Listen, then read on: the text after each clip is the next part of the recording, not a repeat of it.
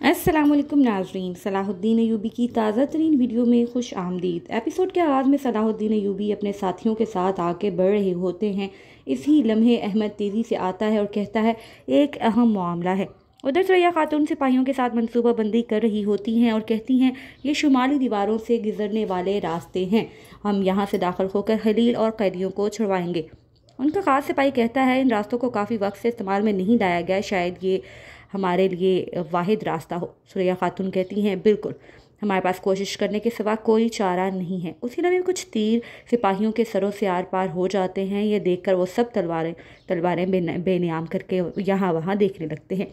इससे पहले कि उन्हें कुछ समझ आए, सलेबी उन्हें चारों तरफ से घेर लेते हैं और चोटी पर खड़ा गैब्रियल कहता है कि तुमने मुझे बेवकूफ़ समझ रखा है कि इतना गुस्सा किया और लोगों को इकट्ठा करना शुरू कर दिया। तो लियोनार्ड कहता है इसकी जुर्रत काबिल तारीफ़ है जनाब। तो जवाबन गैब्रियल कहता है इसे इसकी भारी कीमत चुकानी पड़ेगी।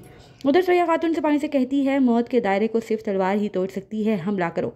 सिपाहियों हमला। सुरैया खातून का हुक्म मिलते ही उनके साथ चंद सिपाही सलेबियों पर टूट पड़ते हैं। लड़ाई के दौरान सुरैया खातून का बाजू सलेबी सिपाही के वार से जख्मी हो जाता है, लेकिन वो फिर भी हार नहीं मानती और लड़ती ही चली जाती हैं।